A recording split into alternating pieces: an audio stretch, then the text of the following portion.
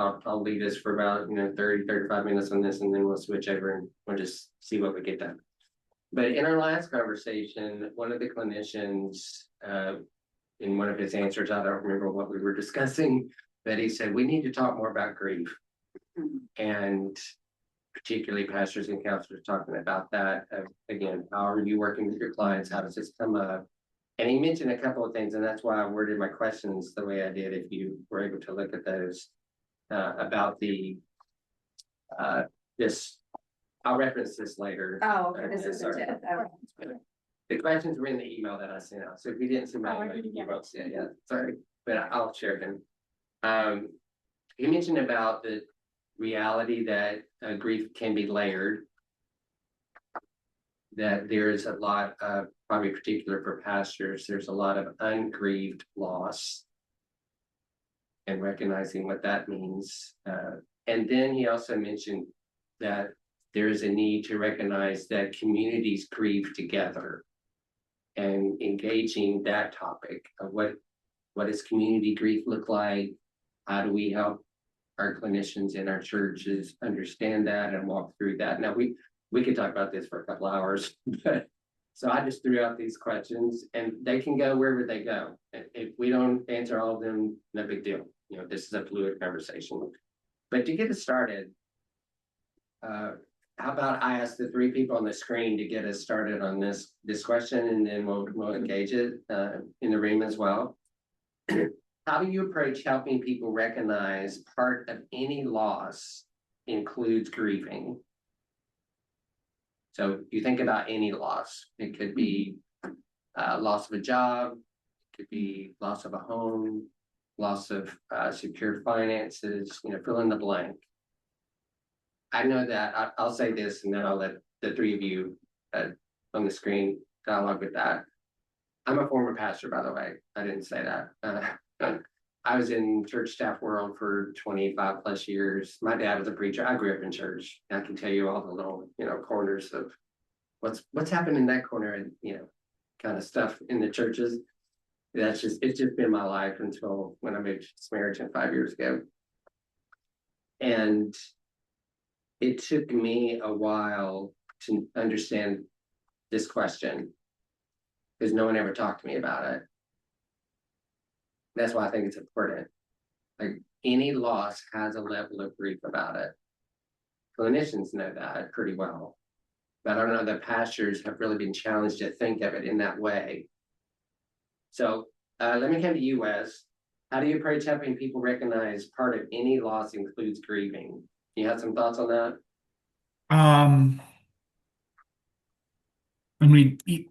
First and foremost, I think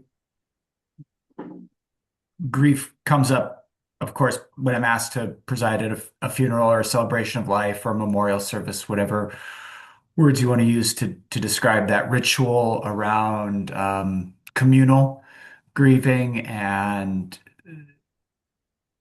beginning to process. It's only a start around what some folks are carrying. I try to make sure in services like that, I name that all emotions are welcome, and sometimes they're very complex and contradictory, and we can't always put words on them. I think the hardest part for me is that we live in a culture that is pretty heavy-handed, maybe is the word I want to use, that around, you get 3 days to grieve and that's it. That's the kind of typical employee manual stuff. And I think by and large, we don't, it's something that there's a bit of a stigma around.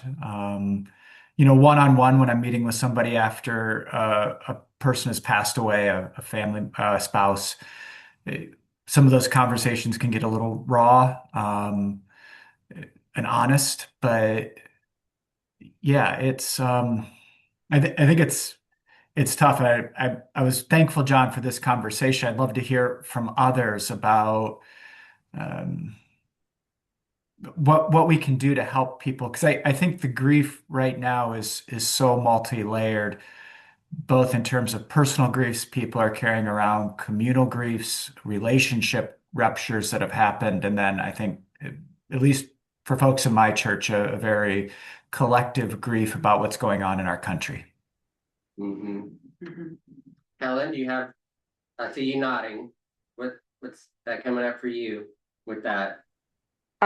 Well, for one thing, because we more do education, that's one of the first things that I thought I learned in my trauma education when I went to Florida State University. When I went through my training, I always thought of grief as just like Wes just said, as a death. But it could be a loss in a relationship, a job, it could be anything.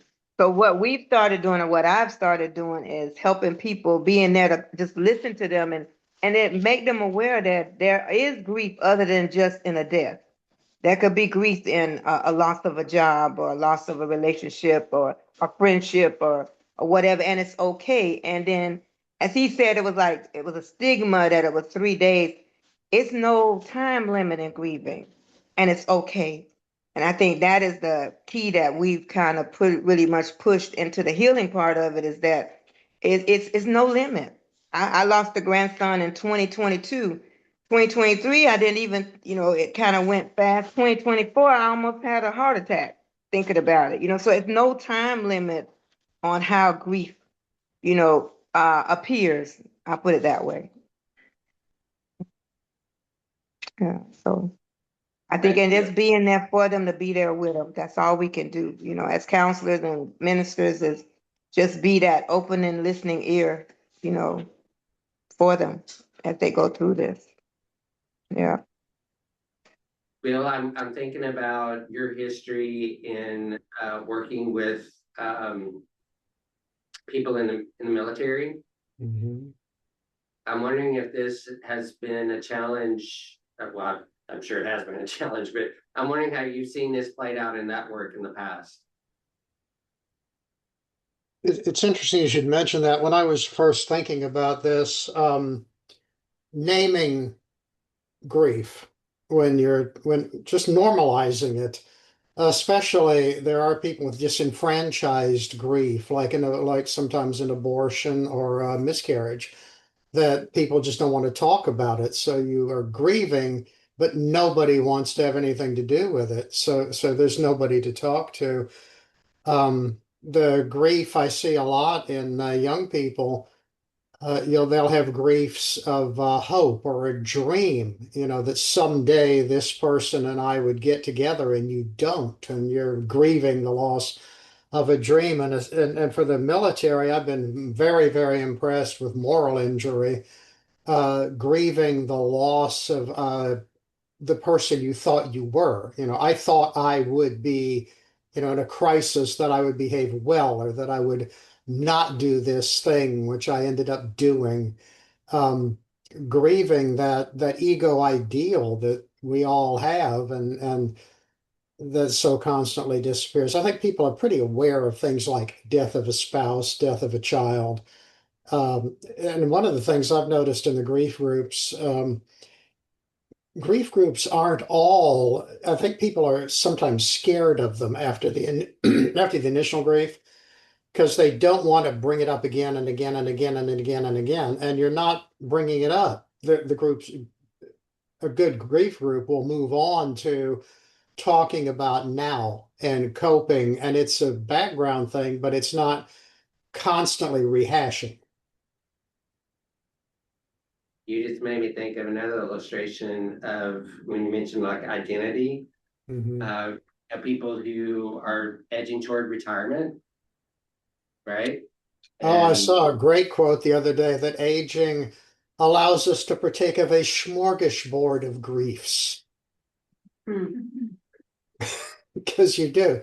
You lose friends, you lose a culture you used to be part of, you lose a lot of familiar things. When Helen was nodding, Sunday in church, the pastor made a remark about the current political situation as a loss of serenity or a loss of trust, and all over the congregation you had heads nodding. yeah, so let's go to in the room. What What thoughts does anyone in the room have? I was thinking when he was talking about normalizing grief. And I think about our culture is very into happiness and fun. And so we can't take a grasp on that time. And I think about there's a movie, I don't know if you've seen it.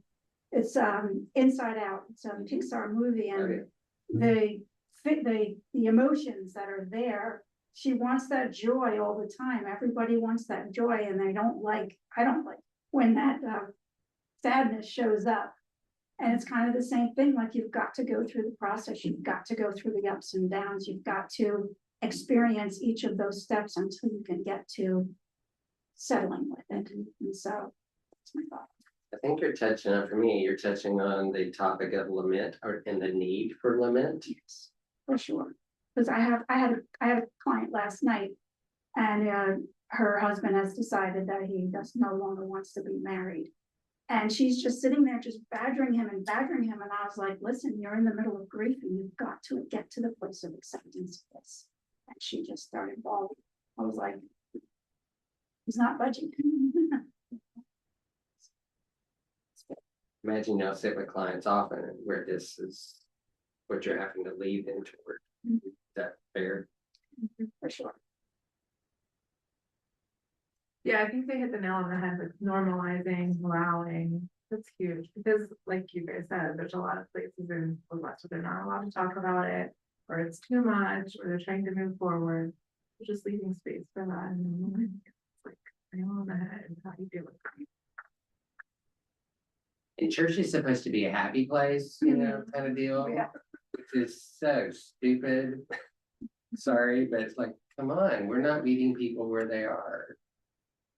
If they walk in the door and they're not happy, or they're not wanting to walk in the door because they think they're supposed to be, you know, have it all together, well, then we're not really meeting people where they are. That's a little soapbox moment. I was gonna say, I think going off of that too, of like normalizing, and I see a lot of grief and I work with a lot of like teens and younger kiddos as well. And I find that like normalizing, sometimes there's lots of ups and downs. If there's a move or maybe a loss of a parent or loss of a pet, I think is a big one as well, of different losses that happen, or changing school, losing friends. There's a lot of ups and downs, and I think educating parents as well, normalizing the grief as well, I think has been really helpful, really important. You're making me think of a different way to vocalize it is when you talk about kids, they don't know the language, right? Yeah. So normalizing it is just explaining the language of grief. Is that fair to say it that way? Yeah, giving them the words and the first grief too. Like it might seem silly to a parent, like a hamster dies or something, but it's the first time they've experienced that, so they need that language. Yeah.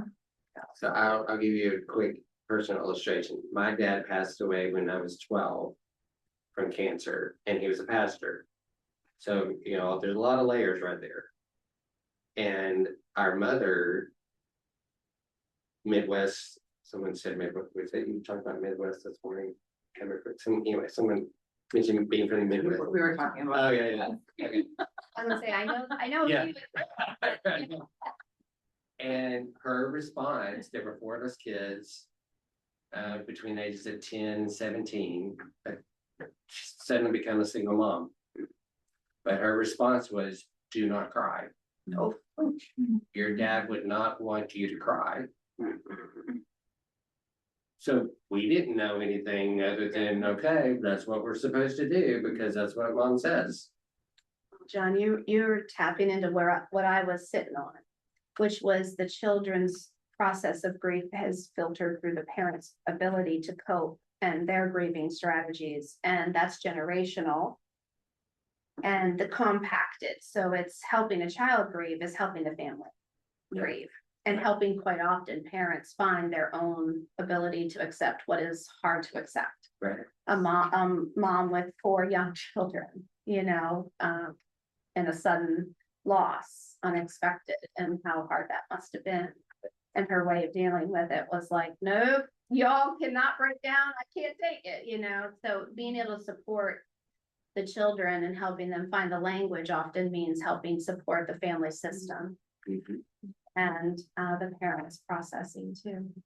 Yeah. Something, I'm sure you're familiar with blue butterflies. Oh, yeah. I mean, the value word to me, it's, Yeah, I got my hand up on it. okay, Helen. Yeah, you know, another thing too, when you said that, I think as Christians, because we know that that person is going to heaven, we're supposed to be so strong and so joyful, but it's still painful to lose someone that's of faith. You know, we need to still be able to process that grief, you know, and I think that's been a stigma sometimes with the church, you know, that, you know, we're supposed to be joyous and happy, but that's our parent or our loved one, you know, we should be able to do that. I think that's been a stigma with the church a little bit too. Absolutely, Helen. I think you're spot on. Somehow people feel that it's like a contradiction to grieve or something, like they're not, like their faith isn't being respected or valued. Right. And that being able to help people find, you know, that you can be full of faith and in pain is part of the human experience that you would hope God of any faith would understand and support. But I think you're right that I would imagine that's a challenge within any congregation, right? Wanting to do that celebration of life when you're not feeling very celebratory around Exactly. how life has been changed, you know, and the loss that you feel every day. So, and I think that, you know, we can overlook that in different, you know, times of life. You know, I had a mom come in when her son was going to college, just that empty nest syndrome and how it brought up the loss of her father. Because it was a very similar loss, and for her, a complicated grief case where she had packed it away and it was coming up. You know, how teens want to soil the nest, as they say. So there's a lot of complicated parts of that. Anticipatory grief is another component that might be helpful to talk about, whether it is an aging parent, whether it is a chronic illness of cancer, and the steps that come up with that. I'm working with a client whose father has been on you know, part of a research and survived through, you know, unexpected treatment after treatment after treatment for like a year and a half longer than it ever anticipated in cancer. And it's wonderful. And yet every time we meet, she's, you know, grieving so profoundly because it's like any day, any day, any day. And I know that palliative care starts a year prior, you know, in hospice work. And so my heart is in helping people with that. In fact, I'm hosting this not this Friday, but next Friday, a training that is even helpful for pastors or anybody in the grief ministry, because it's called sensation awareness focus technique. It uses eye movements, and it teaches people to help those in those moments of intense emoting, to help calm sensations using eye movements. But anybody can do it. You don't have to be a clinician. Parents can do it with neurodiverse kiddos, specifically by the bedside in the hospital. You have that relationship. Pastors have that relationship with their congregation where they have the trust. And that's wonderful to be able to offer that. And so I am excited to share that. It's a great also introduction for interns or clinicians who might be interested in pursuing more of a trauma resolution treatment called accelerated resolution therapy, which is very effective with grief and helpful in helping people who are in a stuck place. So if you ever have somebody who's stuck in grief, and whether it's a chapter of life or around a loss, it can really help people move through that. But just even calming sensation in the body is a really good opportunity. So let me know if anyone's interested in that. I put a second question in the chat there, and Wes has already, we sort of touched on this a little bit, but let's go a little more intentional here to talk about community grief. And I mentioned the last 5 years in the question. What avenues have you tried to walk people through community grief over the last 5 years? Because we've had a lot going on in the last 5 years. We're actually coming close to the 6 years since when COVID started, right? Mhm. So you have COVID, you have the 2020 election, the 2024 election. For us here in Sarasota, you have the hurricanes from 2022 and 2024. That's a lot happening as a community. And for those in the room, this is a summary of an article that was put out. It's like a 30-page, the whole thing is 30 pages long. This was in response to COVID-19 and giving people language about community grief. Again, until I read this, I hadn't really challenged myself to think about what does it mean for me to grieve for people that live in another country? Should I? Yeah, I probably should, to some level. And when we'll get to layered grief in a second, but when we live in this world where we see everything instantly, all the news. Am I supposed to grieve that? How do I fit in that? And when I am part of a community that is grieving, what do I do with that? So I'm curious how this has come up for all of you. I'll come back to you, Wes, because I know this is something that is important to you. How have you tried to walk people through the last 5 years?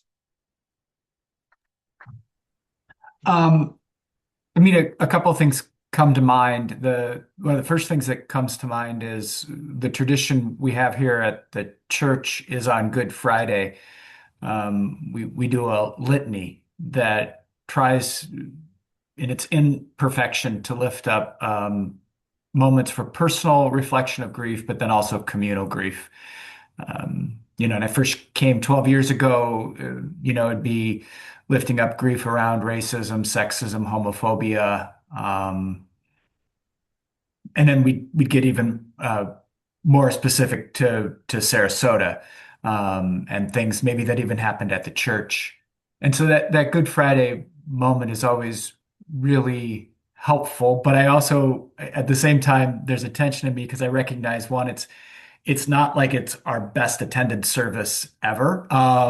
And it's tough to know where some of that lands for folks in a communal lament, because people can be pretty quick to say, well, that's not my grief, or that doesn't particularly describe where I'm at. So, they might not. It's tough to let it really sink in and to offer a response to. We've certainly offered grief groups here at the church. And by and large, again, those are not always standing room only events.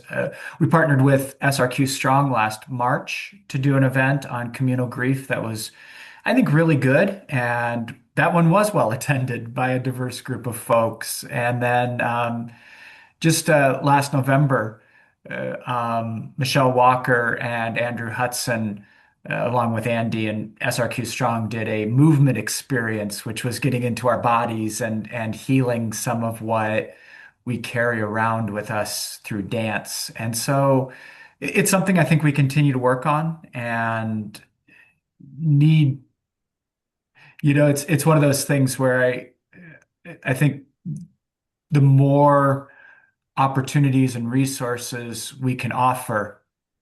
I'm also John, I'm just reflecting on what you said. It's how to allow space Sunday after Sunday for that grief to be recognized and noticed in church. And then sometimes, again, getting back to that resistance people have, sometimes when you do that, people are like, well, but I'm not grieving, so I'm okay. And so it's a thin line, I think, we walk trying to do that communally, because everybody's in a different lots of people are in different spaces. You're making me think about what it was like in 2024. Let's say, I don't know, October 1st, after we've had 2 hurricanes and we didn't know a third one was coming, kind of deal. And people's various reactions to it, like, let's say your home, there was no problem at your house, but it was only 1 block over where it was a problem.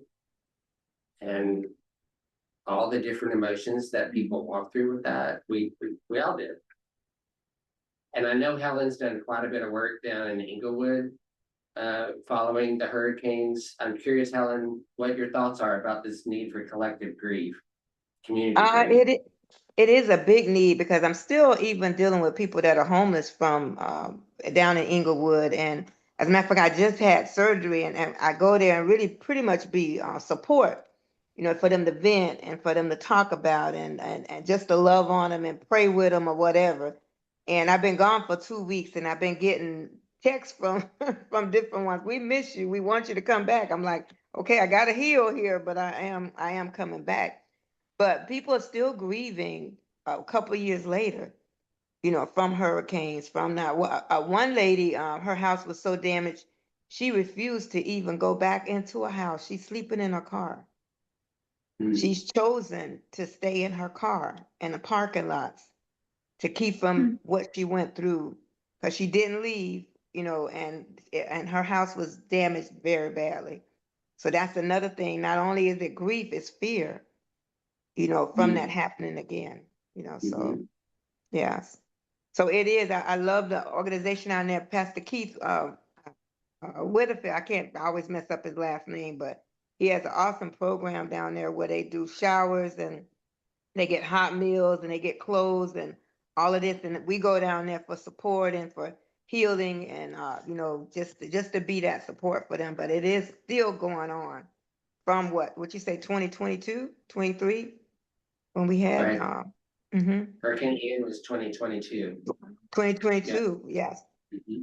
Yeah, and even Andy, I mean, it didn't even, not even just in Inglewood, in Sarasota, and Andy's house is just now getting started on it. She's part of SRQ Strong, and she lost a lot. Her and Andrea, they had a big loss with their homes. So a lot of people, some people haven't even gotten even help yet. Right. Yeah. And it goes back to what was said earlier about, well, you should be over your grief in 3 days, kind of mentality. To 3 years later, and we're only 3 or 4 months from the next hurricane season. Would you say that to some people? Shut up, I can't hear that kind of thing. Yeah. So it's years later. I'm curious, Debbie, because so much. you have thoughts, I can tell. I can't even, there's so many. Yeah. I really appreciate this conversation, and I'm thinking about, as Helen was describing, people losing their homes, like clearly that's a physical grief, but also we grieve physically. Like, it's surprising how much it affects our body. It's confusing if we have a major loss, right? Like loss of a family member, loss. It's very physical, and I don't think we take enough time to say, wow, okay, what do you actually need in this moment? Do you need to drink water? Have you been eating? How's your sleep? What's happening? The other piece that so many, but one that I'll bring up is this kind of like internal resistance, external defensiveness, and how our culture really doesn't do well with impermanence and how our brain works, right? So like, our brain works by association. So don't tell me about your grief, John, because then that'll bring up my grief. And then I just can't do that today because I'm so busy scheduled. Or a myriad of other things that it could be. So like, it's everybody's grief. Like, I was thinking about the memorials that have been deconstructed from community griefs that I've experienced, right? So like, I'm from, well, it doesn't matter where I'm from, but I lived and worked near Parklands. I have friends in Orlando, and those grief memorials have been they've been dismantled from, and it's like, well, what is that about? Like, are they done grieving? No, because I have the chills right now, thinking about my colleagues whose lives were changed in addition to all of the layers. So what am I even saying? So I'm saying, how do we embrace our own need for grief on the daily? Like, what do we do? Like, to just acknowledge, yeah, I'm here today. I woke up in my bed. It was nice. I got to my great job, like I'm okay today. And yet, when I visit a holiday table now, due to my age, like most of the people that I grew up with, they're not there anymore. And how do I make space in that for myself day to day, right? Like, Yeah. I love to borrow from other cultures because there are memorial walls in people's homes. There are daily rituals. So even inviting, oh my gosh, I also want to say, like I said so much, I also want to say any change invites grief, even if it's positive change. So like thinking about how do we deal with the stress of change, we can lean into that for our grieving. Okay. I don't know if I said that. Oh, mine just pops out. I know, we're gonna get to layered grief, because you just brought it up, but I'm reminded, I put this on the screen for you, this is page 21 on the screen, you don't have that. But what you just talked through a little bit, I think it's hinted at here, that this is the trajectory, so to speak, of what you can expect the highs and lows to be. And as we've already said, you could be stuck in impact, for example, for a while. There's no, all right, you're done. Sorry, the timer went off. You got to move on to heroic now. You just flow through all of that. I found this really helpful when I saw this. What I love about that chart there is that pre-disaster is actually at a lower level than recovery. So oftentimes what happens is we have to go through that grief, but we gain something at the end of it. There's always something that's gained from a loss, whether it's making amends with that relationship or finding something new, a new job, a new house, whatever. And so I love the way it portrays that. Like post-traumatic growth. Exactly. It seems, Helen, I know you would appreciate, well, I think you would appreciate this, what do I know? But the work that the community events that SRQ Strong did, walking through, I think she called it the 6 stages of hurricane recovery. I think that's what Andy called, right? Yeah, that's what Andy and Andrea do that. Yes. And those were the two that were affected. Their homes were the ones that were affected with it. And through their trauma of both of their houses being destroyed pretty much, they came up with this. So Mhm. out of their grief came that program that now we serve, that we use. Right, right. Okay. I'll share Yeah. this document, everybody, by the way, so you can see the full thing. Mhm. This is something that one of our national network leaders shared with pastors back around COVID time. Again, it's specific to COVID and 5 years ago, but it feels very relatable on this topic of community grief. Before we move to layered grief, any other thoughts about community grief that feels worth throwing out there? No. A sense of like, in community grief, just this is my own personal experience. Like I feel a sense of not being as engaged or willing to engage just on the fly, on the moment. I feel more reserved and less likely to show anything that indicates my religious or political beliefs. Like I feel like there's like we're not dealing with that grief, like that our society seems to have changed in our ability to be rational and wise in our communications. So conversations could help that. Yeah. Dude. Yeah, I think Oh, this is my opinion, and maybe we just won't even bother to get to the personal lens questions today. We'll just keep talking about grief here, but I wanted to go there, but I didn't know if we had the time, so let's just make the time. No, let's make the time. Because just in the last month, we don't live in Minnesota. Thank you. I was gonna say something. You know? Yeah. We don't Yeah. live there.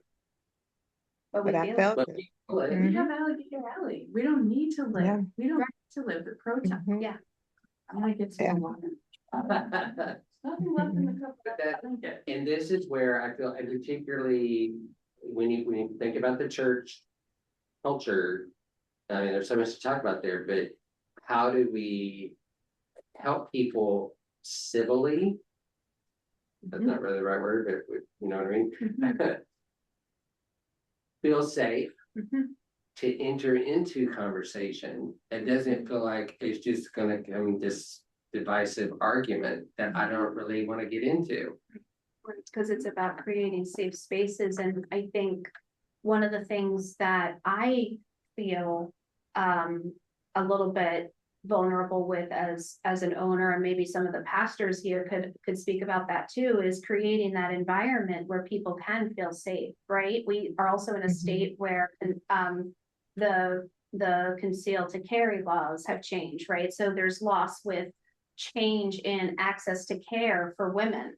Can we talk about the hardship, the collective grief of women and loss of access to rights or choices? And those kinds of levels when we talk about community losses, where we see young children, and our schools and churches and mental health centers used to be spaces where you could feel that they were protected. And I've been thinking, and we've been just talking about it as a staff, how far do we go? Our morals and our ethics call us to action. You're right, like in both professional and personal, and that though they're not neutral, right? That isn't a choice, that we have as professionals. And so what is our reaction to ICE, coming into churches as access, right? What is our response to these things as a community, or in a mental health facility? How do I control or protect people here? And we have another layer of HIPAA there, but it is superseded in these moments, or perceived as if it is. Whether it is or not is questionable. But I think that there's a collective grief of safety and trust in those environments that once were felt to be safe spaces, and I always felt that by saying we welcome all people as a mental health facility, that was somehow a comfort. Now I feel like it could be a target. And that used as a weapon, in a sense that we're an easy to space to spot, to come. And that became something that somebody made me aware of. And I thought, ooh, I never thought that messaging could be used in that way. And we had a therapist, I don't know if you guys are aware, in Orlando recently killed and murdered. Oh God. By a client, and other clients were there and wounded, survived. We also are a facility, I don't know if you guys know this, that work with high risk. So we are often a place where other professionals refer those who are actively suicidal or self-harming, because we do dialectical behavior therapy, which helps in treating those who are high risk. And our hope and goal in doing that program as a team and how we function is to help people not go to a higher level of care, so that they can learn to cope in their life, not in an environment that is also creating more trauma. And so we are in the front lines, if you will, daily with people who are reporting concerns. And so we live, I think, also with that kind of angst and tension around, have we done enough? With, or did we do enough? Do we not do enough? And we hold that space for each other. And it's concerning to see that younger and younger kids, you know, are expressing these types of severe kinds of things, you know. That gets back to, I think, your comment earlier, really what takes me back to her comment. That if the adults in the room or in the house or at the workplace or in the classroom don't engage healthy conversation about anything, period, then the kids don't know how to deal with that either. And Right. the trickle down is just gonna, like the tsunami is on its way, so to speak, which how else do you paint that? That doesn't mean we just run for cover. That's not what we're called to do. We don't get to run for cover. No, right, we just stand on the sideline, And right? like, oh, sorry, hope you survive. How do we, and I'm glad I copied this, because there's some stuff in here I think that could be helpful to us, but I think you're reminding me that if the adults are to be the adults. We have to equip them and draw them into those conversations and give them the place to do that. I actually, to be like such a honor, but I actually think the tsunami is here, and the failure to leave COVID-19 That's right. is the result that we see in our politics and our quick trigger defensiveness since, right? You know, I feel it in myself, and I see it in the community, because we all experienced that together, but yet we didn't, because it's not even real. It's, you know, it's a hoax. Yeah. I mean, I had a client who lost 13 family members. Like, how do you don't get up from that? Like on telehealth, she was like, you know, it's like, okay, well, you're dressed today. Like, how do Right. you know, that was generations. Okay. So the point is like the tsunami's here. So how do we connect? How do we make space? I love what Stacey's saying about safe places, and what does that even mean now? Like, I feel the discomfort that I feel in this conversation, and also like a leaning into relief, because this is a safe place. Yeah. But yet I have to feel the discomfort. Right. And we all want to externalize that just naturally, Right. like, oh, it hurts, get away. So I'm looking at page 4 in here, which is the 8 lessons about grief. And I'm looking down, I mean, there's several good ones here, but y'all are making me look at, well, you're not making me. My eyes are drawn to number 7. Invent new rituals and practices to deal with collective loss, which I can say from the outside looking in, I appreciate that y'all are trying to do that here. Thank you. Through different modalities, you know, whatever it is. Yeah, Right. like if you can't talk about it, you can draw about it, you Right. can create, you can walk in nature, you can write, you can learn through breathing. Yeah, there's all of the breath work, all of the different practices that we do, because I think we've recognized that people need more than, and sometimes they can't talk about it. Mhm. Right. They just don't have the words. Do Yeah. y'all watch Trent? The show Will Trent? Do you watch the show? Oh, therapists need to watch the show. Okay, Uh, tell me. so you need to be in something, just, you know, to help your own grieving, watch Will Trent. So they're in season 4. I think it's on ABC. I watch it streaming. I've caught all the way up because I'm like, oh, I'm so into this show now. Will Trent, the main character, he's a GBI investigator, the Georgia Bureau of Investigation investigator, and his story is trauma-filled life. Trauma-filled life. Starting from he was an orphan, found in a trash can, literally found in a trash can. I mean, this is fictional, but no. And Outside of reality. yeah, you realize real fast. Yeah, no, you're fine. But all of this suppressed stuff being in foster homes, getting mistreated, all things. And now he's this buttoned up, three-piece suit wearing investigator who comes in and saves the day, all the time. But through the seasons, he's figuring out he's got to deal with this crap. So he's on that heroic. Yes. Climb. Yeah. He's got all that. But life is falling apart for him at the same time. And his therapist, what you just said, reminded me of one of the episodes. He finally got connected to a therapist, like he's actually doing it, sort of.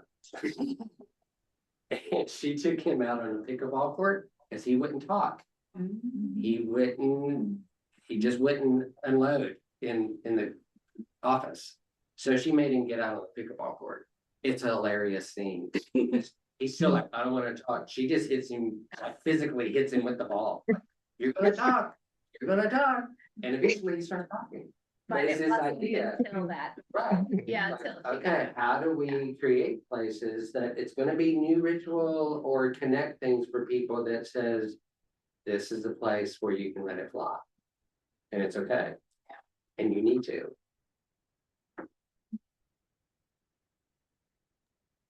So I'm gonna lead to my third question now, because we've hit around it, and let's see where we go with this one. The thought of layered grief, we've already illustrated it's a reality. And I'll top this in the chat for you, but two thoughts here. If you want to explain more what we mean by layered grief, what are examples of layered grief? And then what does the work to address that, what does that look like? So this is more from the counselor side of it. When you are working with a client that you recognize, oh, they just told me about something that happened when they were 5. We were talking about something that happened when they were 30. What's that work look like?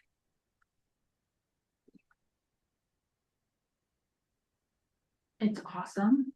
It's sacred. That's really a sacred thing, to be a witness and if possible, a guide. I think that it's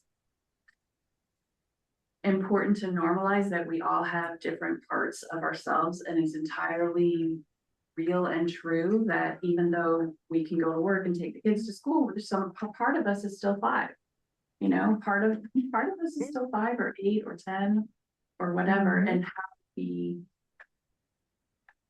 a lot of times in therapy work, it looks like reparenting, right? So how do you bring resources and care and help that person build into their life what's going to keep them recovering and growing so they can have that post-traumatic growth? Yeah. But also, like, yes, it's that vulnerability is what we actually need. Yeah. How do we do that without falling apart? I know our executive director's name is Rick Howell.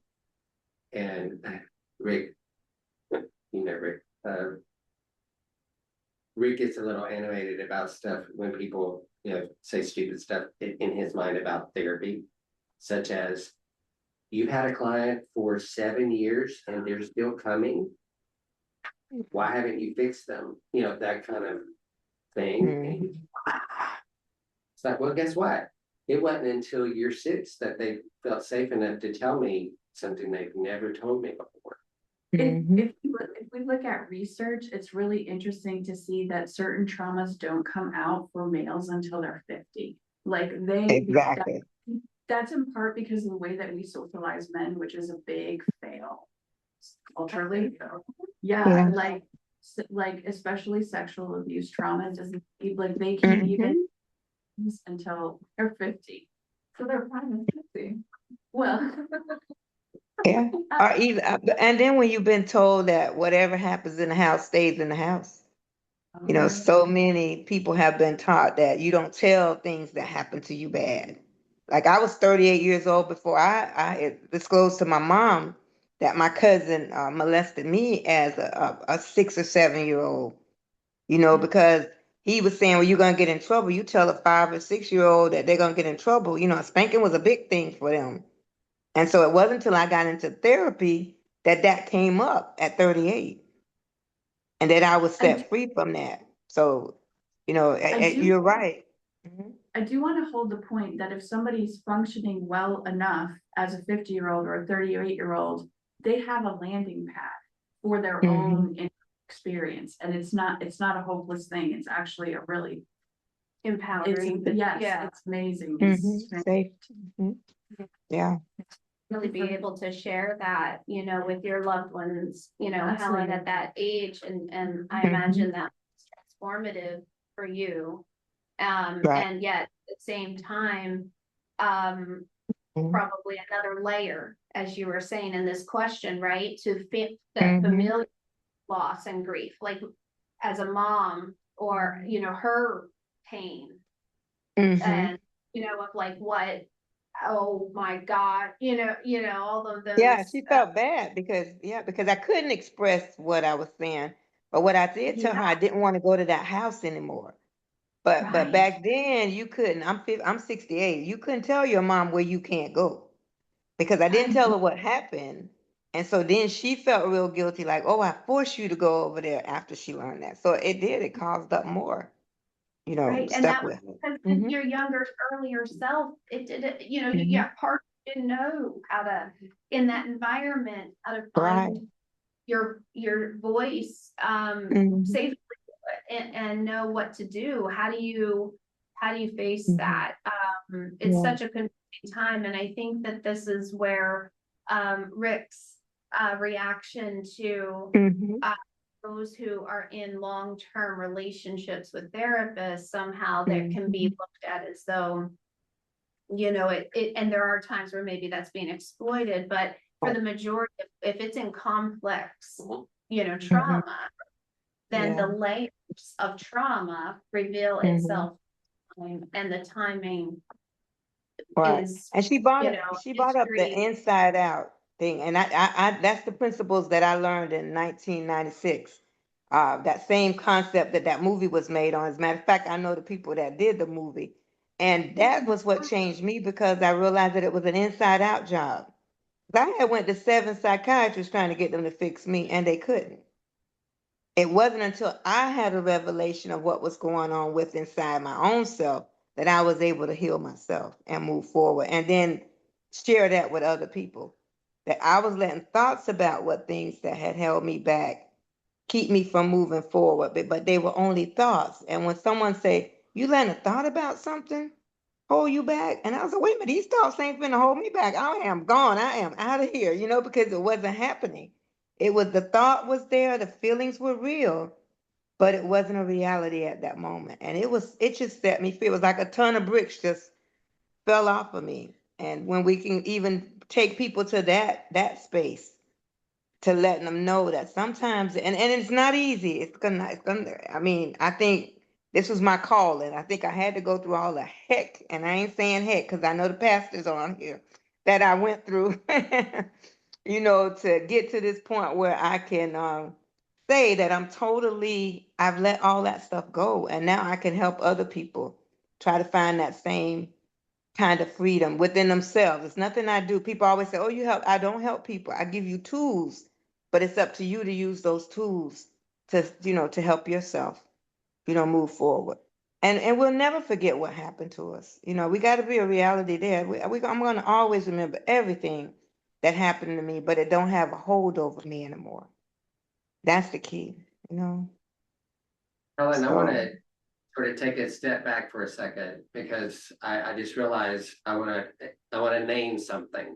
Okay. mhm, We have what, 5 in the room, 3 on the screen. 7 of us are white.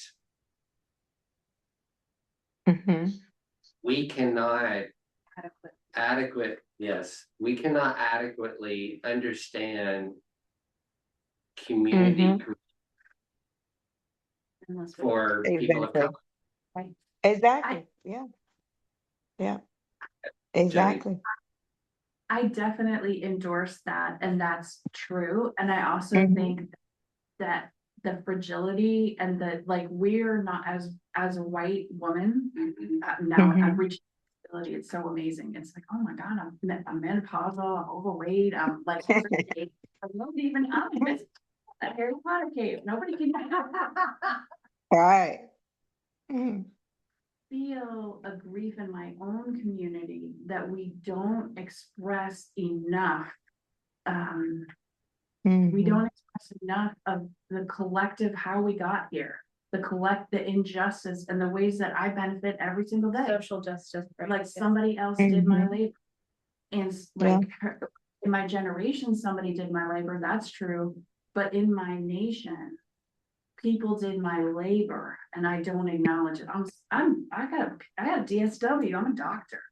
I mean, Mhm. don't Yeah. acknowledge, we don't acknowledge, and that is a grief, that's Mhm. injustice. Yeah. Because it hurts and it should hurt. Mhm. Yeah. You're It's helpful right. to, Mhm. I'll say this, and Helen, please, take as much time as you want. No, no, no, I'm good. I'm good. I, Mhm. when I moved into, joining Samaritan and getting into this field, I mean, I'm not a counselor myself. I have no degrees behind my name that says yada, yada, yada. Mhm. It was eye-opening to me, well, one, how ignorant I was, but uh, when you go into subcultures, whether it's the Black community, the Latino community, Mhm. Asian community, whatever, that, Mhm.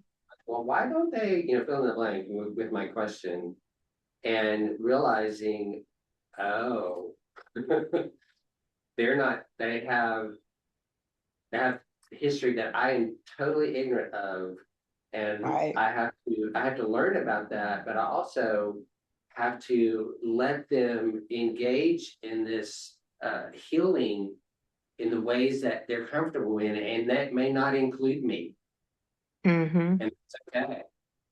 Mhm. Want to say so much, but then Yeah. I'm like the person taking up the space in the room, which is not cool.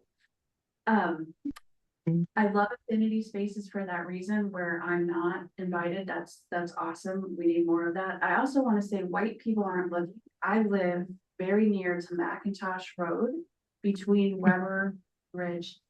I can't remember dates because my mind is not good with it, but right after I started whatever they're doing, the traffic on Bee Ridge Road was 4 cars on a Sunday afternoon. I was going to Publix. So people at Publix when I got there. White people Right. aren't where I live. That would have been so busy. And where I live, it's not an integrated space, but it's not a higher socioeconomic space, right? It was pin Mhm. drop. That was because Mhm. of ice. That happened 2 miles from here. White people aren't looking. There's no water. Mhm. Uh-huh. Yeah, even when I came over from Tampa and I live in Newtown, I am right in the midst because I had to get in here to help those that were. I started at Community Bible Church, which John, Pastor Joe over there, and that's where I started. And the healing started right out of her church, and it's kind of migrated into the Sarasota housing here with the kids. I live in housing. I do everything right around there so that I can help them. And in this, it's great because of what I went through and because I know this area. I know the stigmas and stuff that we've gotten because to say that something was wrong with you was a stigma. Nobody wants to go for counseling or anything. We weren't taught that. That meant you had a problem, so you kept it to yourself. And that's why more people of color suffer more because they don't go get the help that they need. Because it's a stigma. It puts a sign on you. So what I did with doing it with trauma and educating people on that neglect is trauma. I know it's kind of changed that from mental illness to trauma awareness. And I think that's what's been the healing part that we've been able to do through SRQ Strong. The dancing and the movement and all. We made it fun, but we're healing at the same time, you know? So Can you tell us a little bit more about SRQ Strong? SRQ Strong, how it's kind of funny. We were a grassroots 7 ladies that got together. Well, I was working with Center of Religious Tolerance. Andy had an organization called Center of Religious Tolerance here in Sarasota. that I had my own company called Life Changing Consultant and Associates. And they hired me as a consultant, and we were just kind of doing some little things with the churches here in Newtown. She wanted to do trauma healing with Newtown area. And I came in and started working with Pastor Joe and got with Housing Authority, the Sheriff's Department, and just started doing some things. And a couple of years ago, we went to Philadelphia. We heard about Father Paul Abernathy, who was doing community work. We wanted to get broader community work, trauma awareness in the community. And we went there and we came back. And under the Center of Religious Tolerance, we started SRQ Strong as a program. And we were blessed last year that Center of Religious Tolerance decided they were going to, they were older, they were tired of doing this. They've been doing it for many, many years. Some of them in their 90s, 80s, they just want to retire. So we became the nonprofit last year. So Sarasota Strong, they changed the name into Sarasota Strong. So we do trauma awareness. I work with the Sarasota Housing. I work with Safe Children Coalition. I go into the shelters. And all we're doing is educating people on what trauma is. We're talking about trauma. We're talking about ACEs, how, adverse childhood trauma can, affect us today and as adults, So we're just kind of more of an education, a trauma awareness program, organization now, I guess we could say. This is my second year with a real paycheck. You know what I'm talking about? No 1099 anymore. So but it just kind of was grassroots and it just went. And it's all because we had a heart for people and we wanted to share. And that's just how it's fun. And we've been very connected. We're all shocked. Even today yesterday we were talking about how fast this thing went because it was just a heartfelt 7 women that wanted to make a difference in people's lives. That was just how it evolved. That's all I can say, John. What do you think? I think that's about it. Well, when she references the name Andy, she's talking about Dr. Andy Blanche, if you recognize the name. Very well respected in our area and involved. I think it's fair to say, you can correct me wrong if I'm wrong, Helen, but Andy's been given the unique bridge, I think God-given bridge between the local government and the mental health community. Yes. People respect her in both fields. So she carries it very graciously and very willingly to be in that space. I don't know anyone else that has the space that Andy has. Right. I could be wrong. Yeah, no, you're not. She's a very connected. She connects anybody. You come, you connected. That's her. Yeah. So Well, that's pretty much what. Did you have a final thought? Sorry, didn't mean to cut you No, I off. thought somebody else said something. No, I'm good. Okay.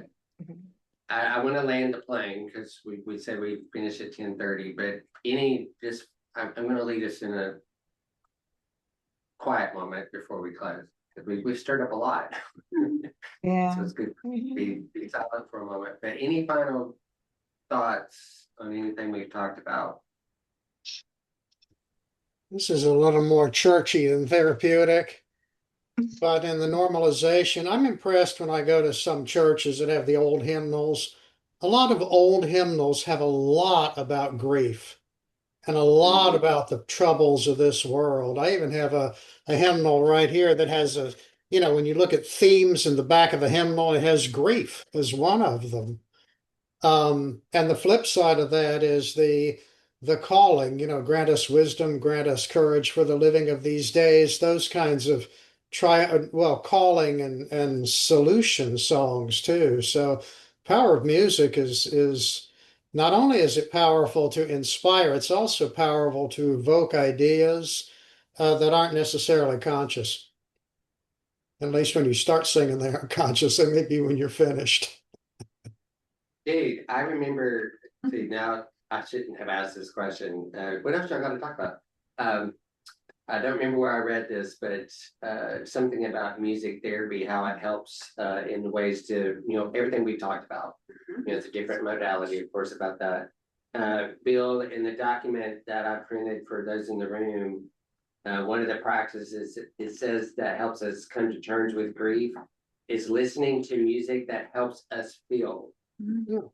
You're not alone when you can feel someone else Right. is feeling the same thing. Right.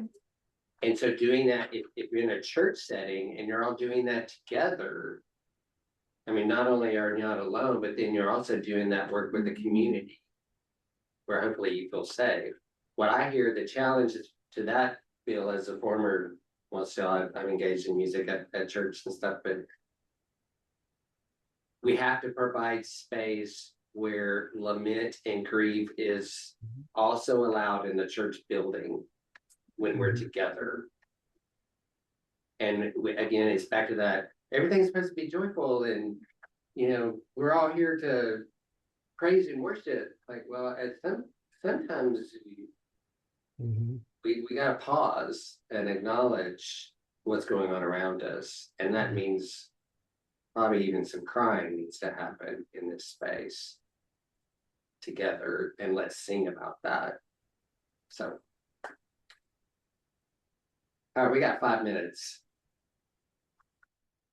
I'm not the skilled mindfulness person in the room, but I would challenge us just to sit for a few minutes. It doesn't have to be a prayerful moment or whatever.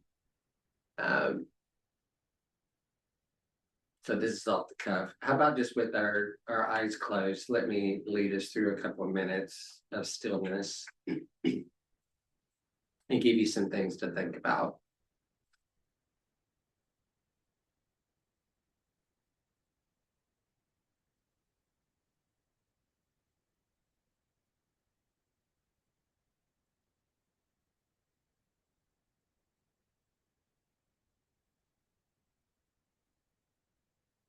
I know in our conversation at times I have felt like nervous twitching in my stomach as we've talked about different things. I'm just asking you to think about what you're feeling in your body right now and address that as best you can for the next few seconds.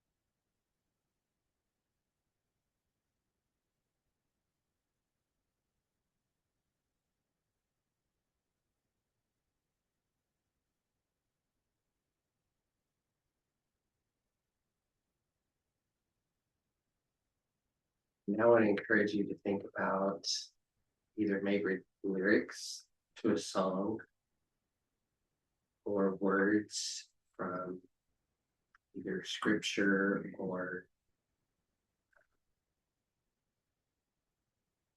some inspirational resource that you have that can remind you who you are, even in the midst of grief.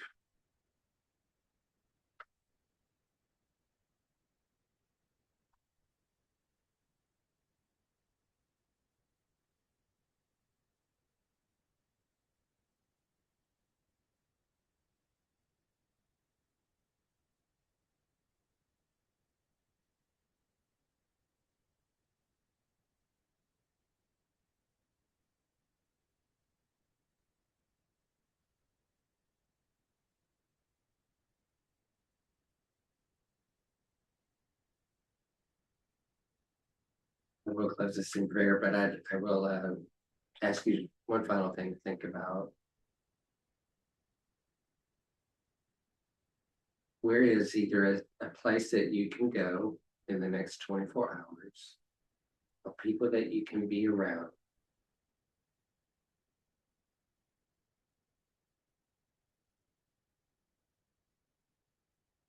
that you know you can be truly who you are. And that you can commit to do that.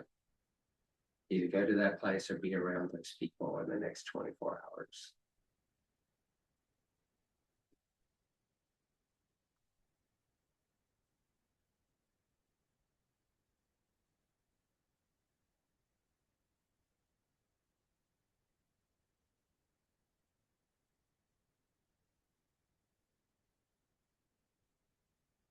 We've talked about a lot of stuff today, and I thank you first of all for the engagement with every person, their willingness to sit in this together. I thank you for each one of them and the purpose and the calling and the mission that you've given each of them. Their commitment to keep at it in the midst of the fire and the storm and all of that. Like I'm still at it. I don't have to understand it. I'm just going to keep at it. But we have to take time for ourselves. So I just pray that, through the rest of this day, through the rest of this week,